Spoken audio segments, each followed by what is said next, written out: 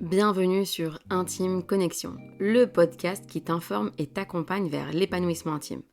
Je suis Zina Hamzaoui, sage-femme, sexologue clinicienne, thérapeute de couple et auteure du livre Chut Chouma, et j'ai comme mission de transmettre ce que j'ai appris depuis plus de 10 ans pour enfin parler santé sexuelle sans tabou, tout en étant aligné avec nos valeurs spirituelles et de pudeur. Salam alaikum, j'espère que tu vas bien, ainsi que tous tes proches, tous ceux que tu aimes, que tout se passe pour le mieux de ton côté. Aujourd'hui, nouvel épisode, nouvelle question, et une phrase que j'entends ici et là: tu vas te marier? Prends la pilule. Donc, en gros, c'est quand on apprend qu'une femme va bientôt se marier, qu'elle est en plein préparatif, etc. Une question, enfin un conseil, un conseil entre guillemets, on s'entend bien, qui revient assez souvent, c'est pense à prendre ta pilule. Donc là, il y a plusieurs questions me concernant qui me viennent à l'esprit. C'est pourquoi est-ce que cette pilule, on va dire ce conseil de pilule arrive comme ça, plic-ploc au milieu de nulle part, premièrement. Est-ce que la contraception est uniquement une question féminine? Est-ce que les hommes se posent la question? D'ailleurs, s'il y a les hommes, parce que je sais que vous êtes... Pardon, je sais qu'il y a des hommes qui m'écoutent, parce que vivent les statistiques sur le site du podcast, donc je sais qu'il y a des hommes qui m'écoutent. Donc les hommes, est-ce que vous vous êtes préparés à cette question de la contraception avant votre mariage? Et si oui, de quelle manière? Cela m'intéresse. Et donc, est-ce qu'il y a que des femmes, est-ce qu'il y a que les femmes qui se posent la question, voilà, je vais me marier, donc il faut que je réfléchisse à ma contraception. Et finalement, quand on donne ce genre de conseil, à quoi est-ce qu'on s'attend? Est-ce que c'est un conseil qui est le bienvenu? Mis à part ce conseil, quel autre conseil avez-vous donné? En fait, s'il y a eu tout un partage de connaissances en termes de vie intime, de préparation à la vie à deux, etc., etc., ce conseil-là de pilule pourrait finalement bien passer, d'accord? Mais là, comme ça, au milieu de nulle part, on va dire juste ça, juste ce conseil-là pris vraiment comme tel, ça ne passe pas. Pour pas faire de mauvais jeu de mots, la pilule ne passe pas. Pour celles et ceux qui débarquent ici dans le podcast, j'ai un humour un peu spécial. Mais bon, je reviens donc à ma question de la contraception. Donc, ce qui me pose question, c'est justement le fait que on ne donne pas en fait de conseils clairs, assumés, vrais au sujet du mariage et de la vie intime. Par contre, on rajoute cette injonction chez les femmes de prenez une pilule. Donc, premièrement, c'est pourquoi est-ce que ce conseil-là arrive de nulle part comme ça, sans rien avec. Deuxièmement, pourquoi est-ce que la contraception serait plutôt une question féminine que masculine, donc ça c'était la deuxième question. Et troisièmement, pourquoi est-ce qu'on va vers la pilule? On va dire de manière très fréquente, c'est vraiment un message que je reçois, franchement sans mentir, plusieurs fois par semaine. Zina, je vais me marier, quelle pilule me conseilles-tu? Donc déjà, il faut savoir que normalement, avant de prendre une pilule, votre médecin généraliste, votre sage-femme si vous êtes en France, ou votre gynécologue doit effectuer une prise de sang pour voir comment vous allez, pour voir où en sont vos hormones, parce que le fait de prendre une pilule comporte un risque thromboembolique, donc le fait de faire une thrombose ou une embolie, donc pour caricaturer un petit peu, plutôt pour vulgariser, pardon, c'est le fait d'avoir un petit caillot de sang qui se forme dans un de nos vaisseaux et qui va grandir jusqu'à aller boucher en fait les vaisseaux euh, qui arrivent jusqu'au poumon, et donc ça peut venir nous créer un arrêt respiratoire, rien que ça. Et donc, bah, vous avez pas mal de témoignages sur Internet sur ce sujet-là, des femmes qui, sans facteur de risque, hein, sans antécédents médicaux, qui malheureusement sont passées par cette case-là de soins intensifs suite à un arrêt respiratoire, suite à une prise de pilule. Donc ça, c'est une première des choses. C'est avant de vous dire quelle pilule dois-je prendre, c'est d'abord est-ce que cette question me concerne moi uniquement? Est-ce que je ne suis pas en mesure d'en parler avec mon futur mari? Deuxièmement, vers quelle contraception est-ce qu'on va partir? Et si tous les deux, nous choisissons la pilule, alors il y a des choses à faire avant d'aller vers une prise de pilule, parce que c'est pas sans risque en fait. On a tellement banalisé la pilule, qui est venue, il faut savoir un petit peu au niveau historique, qui est venue comme une libération pour la femme, le fait que la femme pouvait enfin aspirer à avoir une vie normale, entre guillemets, comme les hommes, pouvoir travailler sans se soucier de la possibilité de tomber enceinte, de vraiment finalement être encore plus au service de la société, surtout une société de consommation, d'être plus rentable au travail en se libérant, soi-disant, par la pilule. Et donc, il faut comprendre aussi que cette pilule, elle est venue avec plein d'espoir pour les femmes, sauf qu'au fil du temps, on s'est rendu compte que beaucoup de femmes se plaignaient de cette prise de contraception hormonale. Et donc ici, c'est avant de vous dire quelle pilule prendre, et d'ailleurs, pour celles qui attendaient quelle pilule prendre, je ne vais pas vous dire quelle pilule prendre, comme ça c'est clair. Je vais plutôt vous dire pourquoi soit ne pas prendre une pilule ou quelle autre alternative existe. L'idée, c'est pas de vous dire ah non, mariez-vous sans contraception. Loin de là. On va justement discuter ensemble de qu'est-ce qui est possible de faire pour ne pas aller vers cette voie hormonale. Et donc, comprendre aussi qu'une prise de pilule, donc je disais, n'est pas sans risque parce qu'il y a un risque thromboembolique. Il y a aussi le fait que la pilule, elle peut avoir des effets secondaires qui sont pas du tout les bienvenus. Donc déjà au niveau, de manière générale, ça peut créer des troubles de l'humeur chez la femme, ça peut rendre une femme beaucoup plus irritable. Et donc ça, je vous assure qu'en début de mariage, quand déjà vous-même, vous êtes stressé en tant que femme à l'idée de vous marier, que vous prenez une pilule, que vous la commencez 2-3 mois avant de vous marier, parce que voilà, c'est ce qu'on vous a dit, et que du coup, vous ne vous y retrouvez plus en fait. Vous n'arrivez plus à trop vous comprendre. Tiens, je sais pas, je suis trop stressée, c'est pas normal, j'arrive plus trop à bien réfléchir. Alors, il y a le stress, bien évidemment, qui est légitime lié à cette nouvelle vie qui se présente à vous, le fait que vous allez vous marier, que vous allez vivre avec un homme, et tout ça, bien sûr, ça peut être une cause de stress. Mais le fait d'être sous pilule à ce moment-là peut réellement créer un trouble de l'humeur qui va aggraver ce stress-là. Donc ça va aussi aggraver vous allez être beaucoup plus irritable. Donc ça c'est vraiment en termes de manière générale, et donc ça va impacter aussi votre relation avec votre futur mari, mais aussi en début de mariage si vous êtes sous pilule. Lui déjà, se retrouver avec une femme qui fonctionne d'une manière différente que lui, c'est déjà une nouveauté et un apprentissage qu'il doit faire. Mais alors en plus, s'il se retrouve avec une femme qui elle-même ne se comprend pas et qui plus est encore plus irritable et qui présente un trouble de l'humeur, c'est pas gagné, c'est pas facile. Pardon. Donc ça, c'est vraiment de manière déjà au niveau relationnel, c'est impactant. Ensuite, au niveau sexuel, eh bien, il faut savoir que la pilule, elle peut réellement impacter votre désir. Ça veut dire que 9 femmes sur 10 sous pilule décrivent une baisse de désir, donc une baisse de libido. Elles ont clairement moins envie sexuellement. Et ça, je vous assure qu'en début de mariage, ça peut être problématique. C'est-à-dire que c'est quelque chose que vous attendiez, vous aviez hâte de vous marier pour avoir une vie intime, mais vous ne comprenez pas pourquoi, dès le début du mariage, vous n'êtes pas si emballé que ça. Vous essayez d'esquiver, vous essayez de trouver des excuses pour ne pas avoir des moments intimes. Vous dites non, mais voilà, j'ai pas envie, je peux en passer, on peut juste faire des câlins. Pourquoi est-ce qu'à chaque fois tu as envie d'avoir un moment intime, etc. Euh, alors qu'en fait, derrière tout ça, c'est possible que ce soit à cause de la prise de pilule. Aussi, un autre élément à considérer, c'est la sécheresse vaginale qui peut avoir lieu, parce que comme voilà, une prise de pilule, une prise de contraception, c'est une prise d'hormones, et donc ça va impacter votre lubrification vaginale, et donc ça va créer une sécheresse. Et donc il faut savoir que quand on a une sécheresse au niveau vaginal, il y a beaucoup de femmes qui vont se plaindre de douleurs à la pénétration, et en fait il y a un cercle vicieux qui va s'installer. C'est-à-dire qu'une femme va peut-être se dire, ok, qu'elle a envie d'avoir un moment intime, ils arrivent au niveau du couple à avoir un moment intime, sauf qu'à la pénétration, il y a des douleurs, et son cerveau va enregistrer cette information-là comme écoute, la prochaine fois, tu dois plus accepter d'avoir des moments intimes parce que ça fait mal. Et donc, petit à petit, les rapports intimes vont être de plus en plus éloignés, vont être de plus en plus compliqués. Et donc, je disais, c'est un cercle vicieux parce que c'est une sécheresse qui entraîne une baisse de désir qui entraîne une sécheresse, et au fil du temps, cette sécheresse, en fait, va s'aggraver. Alors qu'en fait, ça se trouve, tout ceci est dû à la pilule. Alors, je m'arrête aussi quelques instants. Il y a des femmes qui sont sous pilule, donc sous contraception hormonale orale, donc la prise de pilule, et pour qui tout va bien.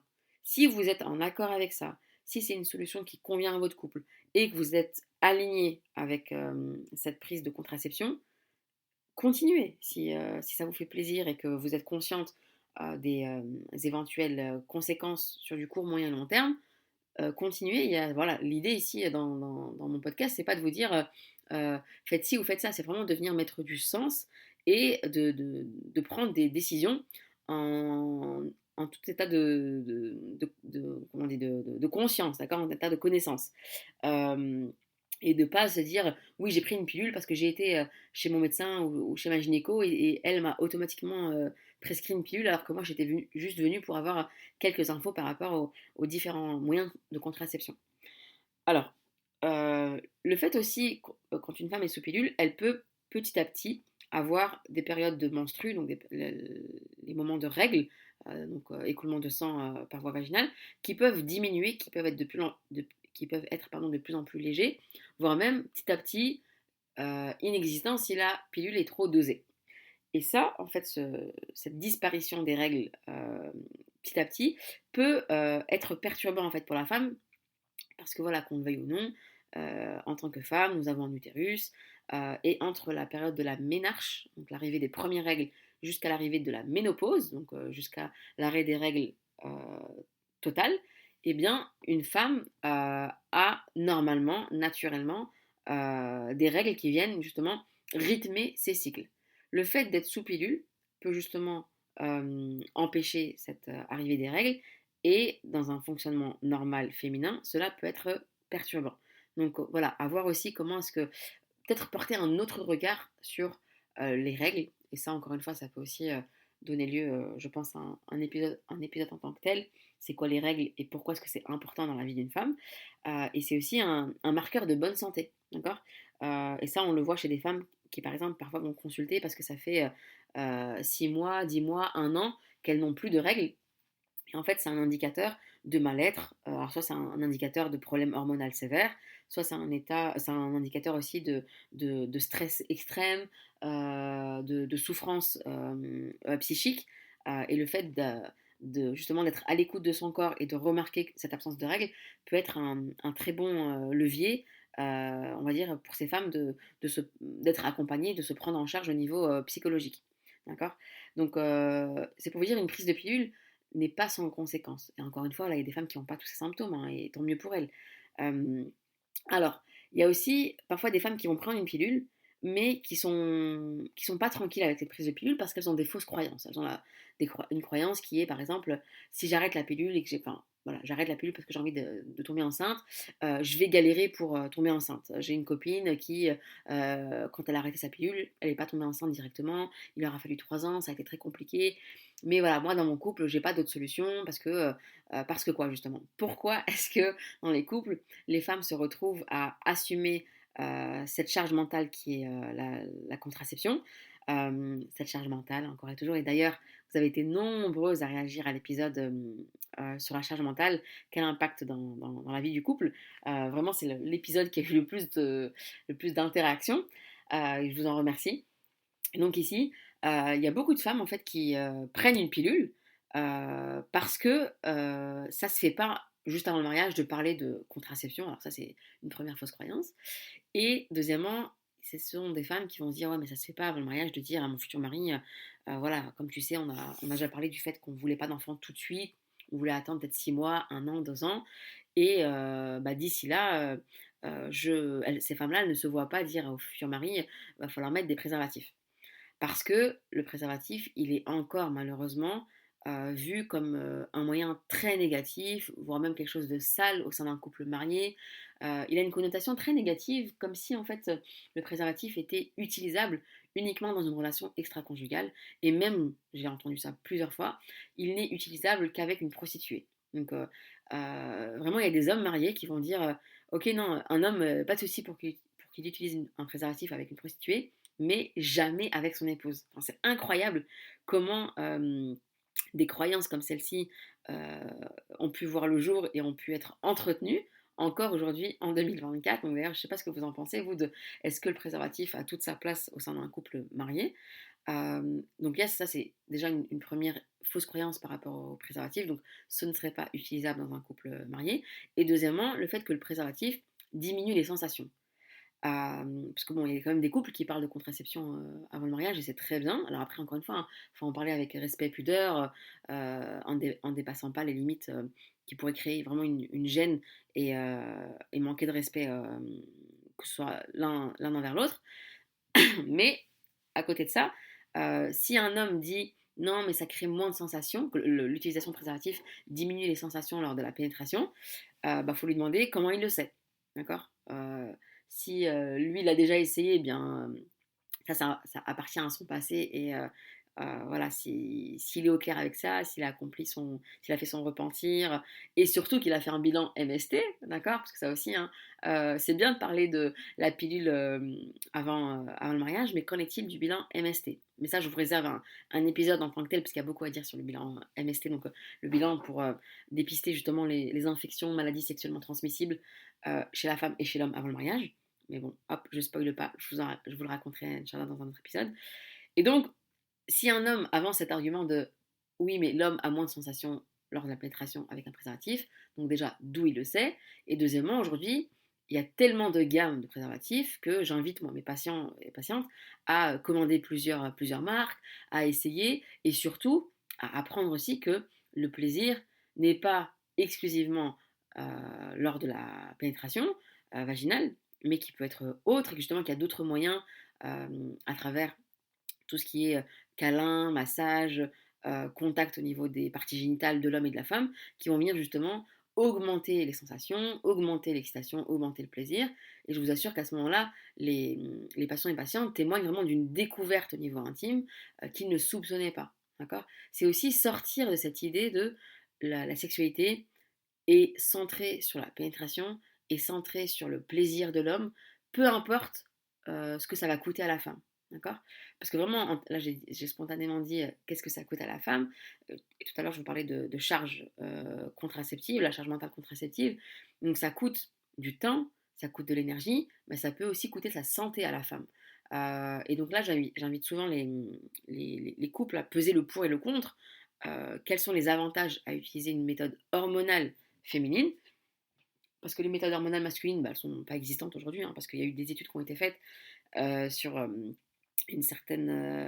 on va dire un certain nombre de participants masculins, une pilule qui a été inventée pour les hommes, sauf que ça leur donnait des maux de tête, et donc ils ont estimé que ça n'allait pas être rentable, ça n'allait pas être, on va dire, commercialisable, et du coup, ils ont préféré maintenir la vente de contraception féminine, alors qu'on sait que chez les femmes, la prise de contraception, comme je vous le disais tout à l'heure, ça a beaucoup de conséquences. Donc, les troubles de l'humeur, les maux de tête, la fatigue, l'irritabilité, la sécheresse vaginale, perturbation du désir, le risque aussi de thromboembolique qui n'est absolument pas à prendre à la légère. Et donc, tout ceci, finalement, est-ce que ça a sa place dans une discussion? Est-ce que ça a sa place dans une négociation? Et j'invite vraiment les femmes ici à apprendre à découvrir comment fonctionne leur corps, apprendre à découvrir comment fonctionne leur sexualité et aussi apprendre aussi à prendre des décisions pour se respecter elles, pour honorer leur santé sexuelle.